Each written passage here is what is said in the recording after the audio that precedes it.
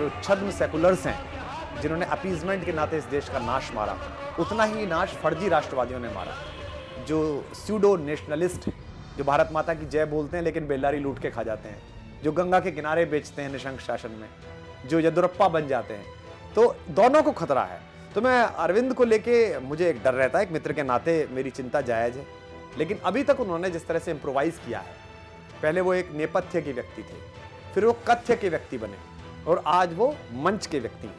अन्ना के आंदोलन से पहले वो नेपथ्य क्रांतिकारी थे, अन्ना के आंदोलन के समय वो कथ्य के क्रांतिकारी बने, जिनका कथ्य इंप्लीमेंट हो रहा था।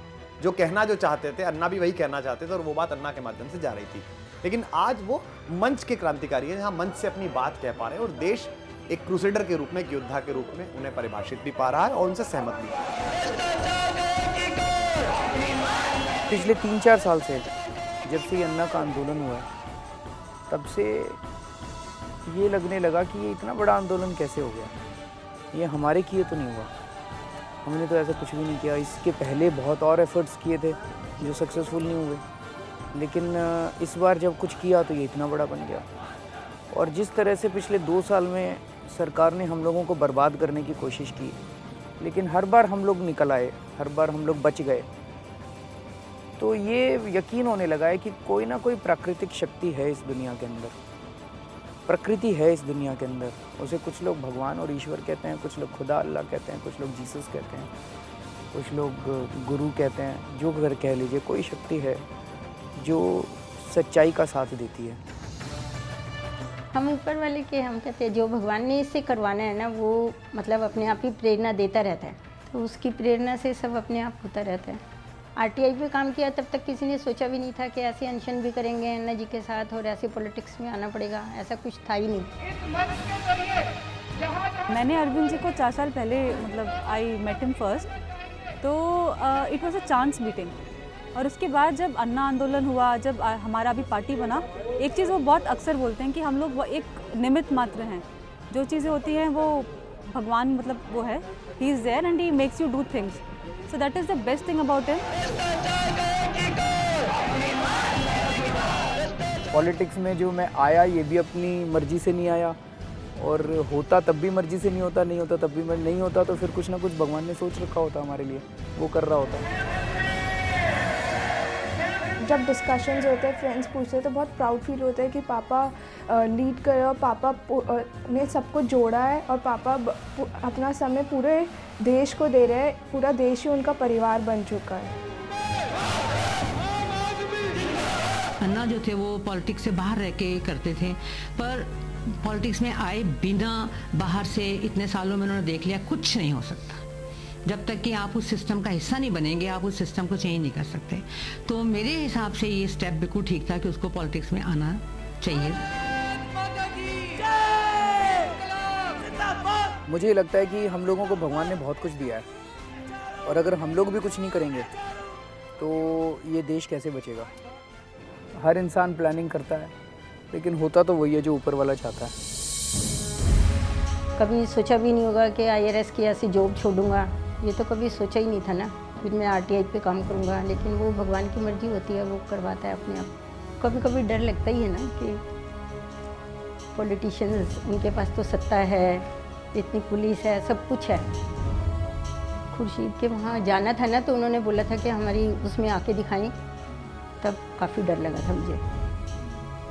ऐसे तो हम भगवान में इतना विश्वास करते हैं कि वो जो उसकी मर्जी है वो होना ही है, बाकी फिर भी उस टाइम बहुत डर लगा था। हमने कहा था तुम मत जाओ।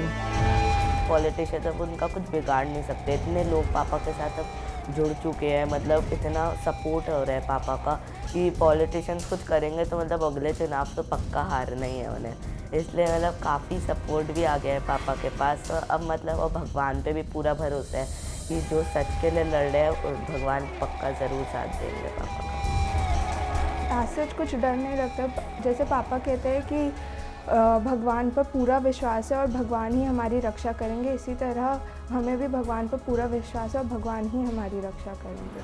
आपकी जो बच्चे हैं अरविंद, आप एक व्यस्त व्यक्ति हैं, तो कहीं ना कहीं उनको एक कीमत चुकानी पड़ रही है एक प्रसिद्ध पिता की संतान होने की। वो तो वही बताएंगे जी। नहीं, बिल्कुल भी रिग्रेट नहीं होता कि पापा समय नहीं देते, बल्कि पापा जब भी उनको टाइम मिलता है हम लोग मूवीज़ जाते हैं। अगर पीटीएम मीटिंग्स होती है तो पापा अपना अगर टाइम होता है तो पीटीएम मीटिंग्स में भी जाते हैं। पर इस बात की बिल्कुल भी शिकायत नहीं है कि पापा हमें अपना समय नहीं देते। नेचुरली समय तो कम दे पाता हूँ उनको।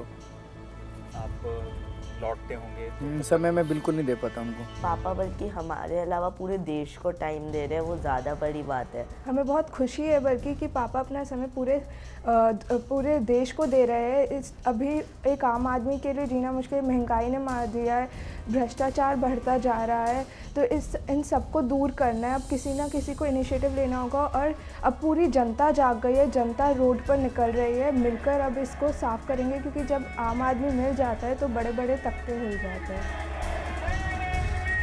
प्राउड फील होता है पापा जो कर रहे हैं, मतलब वो मतलब उनने अपने पूरे देश को अपने फैमिली समझकर वो उनके लिए काम कर रहे हैं। तो मतलब पापा ने सब क्लीन करने के लिए अपनी IRS की नौकरी छोड़ी, और इस मतलब पहले तो उन्हें कभी सोचा भी नहीं होगा कि पॉलिटिकल पार्टी बनाएंगे।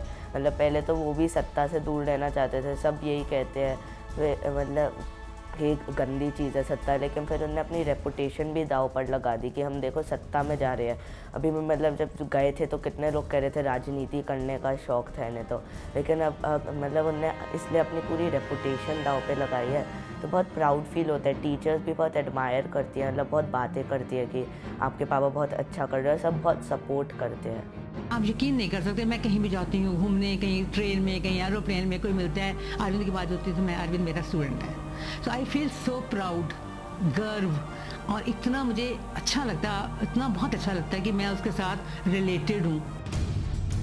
पूरा विश्वास है कि अब इस बार आम आदमी की ही जीत होने वाली है, क्योंकि सब लोग अब तंग आ गए हैं। कितने मुद्दे, महंगाई, भ्रष्टाचार, कहाँ भ्रष्टाचार नहीं, नीचे से लेकर ऊपर तक भ्रष्टाचार में अब पूरे सारे इंस्टीट्यूशंस डूब गए हैं। तो इसलिए अब मुझे पूरा विश्वास है कि अब जनता जाग गई है, जनता साथ आ गई है, और जनता को बिलीव आ गया, फेथ है कि हाँ कि परिवर्तन आ सकता है इंडिया में।